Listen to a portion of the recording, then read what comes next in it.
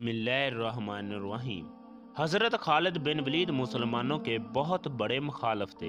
हज़रत खालिद बिन वलीद ने हज़रत मोहम्मद सल्लल्लाहु अलैहि वसल्लम के खिलाफ बहुत सारी जंगें लड़ी। आप रज़ी अल्लाह ताला अन्हो तलवार के ज़ोर पर ज़ेर नहीं हुए। आप सल्लल्लाहु अलैहि वसल्लम को इल्म था कि हज़रत खालिद बिन वलीद बहुत गैरतमंद इंसान थे। ग़ज़वा ओहद में हज़रत खालिद बिन वलीद ने 70 सहाबा को शहीद करवाया। इस्लाम दुश्मनी में आप सल्लल्लाहु अलैहि वसल्लम की बसीरत देखें। आप सल्लल्लाहु अलैहि वसल्लम ने सब्र से काम लिया और हिकमत अमली अपनाई। आप सल्लल्लाहु अलैहि वसल्लम को इल्म था कि हज़रत खालिद बिन वलीद बहुत गैरतमंद इंसान है, इसीलिए तो लड़ रहे थे। आप सल्लल्लाहु अलैहि वसल्लम ने सुलह हुदैबिया के बाद जब हज़रत खालिद बिन वलीद लड़ने के लिए आए और लड़े बगैर वापस चले गए थे, आप सल्लल्लाहु अलैहि वसल्लम ने एक सहाबी को हज़रत खालिद बिन वलीद की तरफ भेजा और फरमाया, खालिद बिन वलीद को कहना कि हज़रत मोहम्मद सल्लल्लाहु अलैहि वसल्लम ने फरमाया है कि इतने ज़हीन समझदार शख्स को दीन की बात समझ क्यों नहीं आ रही। हमें भी ये बात समझ में नहीं आ रही। हज़रत खालिद बिन वलीद ने ये बात सुनी तो बहुत मुतासर हुए। इस तरह हज़रत खालिद बिन वलीद आप सल्लल्लाहु अलैहि वसल्लम की बारगाह में हाजिर हुए और इस्लाम कबूल किया। इसके बाद आप सल्लल्लाहु अलैहि वसल्लम ने हज़रत खालिद बिन वलीद को ग़ज़वा-ए मूता में भेज दिया। इस वक़्त 3000 की लड़ाई 3 लाख से थी। इस वक़्त आप सल्लल्लाहु अलैहि वसल्लम ने हज़रत खालिद बिन वलीद को सिर्फ आम फौजी बनाकर भेजा। इस जंग में जाफर तैयार और आपके मुंह बोले बेटे ज़ैद बिन हारिस भी शामिल थे। इस जंग का मकसद सिर्फ दफाई जंग था। आप सल्लल्लाहु अलैहि वसल्लम ने नसीहत की थी कि सबसे पहले झंडा जाफर तैयार के पास होगा, अगर वो शहीद हो जाएं तो उसके बाद ज़ैद बिन हारिस के पास होगा। इसके बाद आप सल्लल्लाहु अलैहि वसल्लम ने एक और सहाबी का नाम लिया।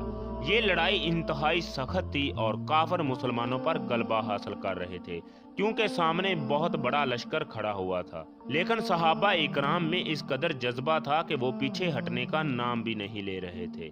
इस वक्त आप सल्लल्लाहु अलैहि वसल्लम के नामजद तीनों सहाबी शहीद हो गए और मुसलमानों के पास सिर्फ इस वक्त खालिद बिन वलीद ही एक उम्मीद थी। अब झंडा हज़रत खालिद बिन वलीद के हाथ में दे दिया गया। दूसरी तरफ आप सल्लल्लाहु अलैहि वसल्लम मदीना में सहाबा इकराम को ये तमाम किस्सा सुना रहे थे और नबी करीम सल्लल्लाहु अलैहि वसल्लम ने फरमाया कि अल्लाह की तलवारों में से एक तलवार ने झंडा उठा लिया है और आप सल्लल्लाहु अलैहि वसल्लम ने फरमाया ये तलवार कभी नहीं टूटेगी। और तमाम सहाबा इकराम के चेहरों पर मुस्कुराहट आ गई, क्योंकि इनको अब फतह की उम्मीद थी। और इस वक्त खालिद बिन वलीद को अल्लाह की तलवार का खिताब मिला। हज़रत खालिद बिन वलीद फरमाते हैं कि मुझे शहादत का बहुत शौक था, इसलिए मैंने बहुत सी जंगें बेखतर होकर लड़ी थी, लेकिन मेरे नसीब में शहादत का रुतबा नहीं लिखा था। हज़रत खालिद बिन वलीद फरमाते हैं कि मुझे जब भी कोई ऐसी जगह मिलती जहां मुझे शहादत नसीब हो सकती थी तो मैं वहां जाकर घुस जाता, लेकिन वहां भी मैदान खाली हो जाता। आप रज़ी अल्लाह ताला अन्हो को शहादत इसलिए भी नसीब नहीं हुई क्योंकि आपको अल्लाह की तलवार का खिताब मिला था और अल्लाह ताला की तलवार कभी भी काफिर तोड़ नहीं सकते थे। आप रज़ी अल्लाह ताला अन्हो ने इस जंग में खोपड़ियों के मीनार खड़े कर दिए। इधर काफिरों के हौसले पस्त हो गए। इन्हें कुछ समझ में नहीं आ रहा था कि ये छोटी सी फौज ज़ेर क्यों नहीं हो रही। हज़रत खालिद बिन वलीद फरमाते हैं कि हम सुबह फजर से लेकर शाम मगरिब तक जंग लड़ते रहे और मेरे हाथों में से 9 तलवारें टूटी हैं और हमें ज़रा बराबर भी थकान महसूस नहीं हो रही थी। आप रज़ी अल्लाह ताला अन्हो के जिस्म का कोई भी ऐसा हिस्सा नहीं था जहां तलवार का कट या जख्म ना हो। हज़रत खालिद बिन वलीद रज़ी अल्लाह ताला अन्हो फरमाते हैं कि हर तरफ लाशें ही लाशें पड़ी थी और हर जगह खोपड़ियां ही खोपड़ियां नजर आ रही थी।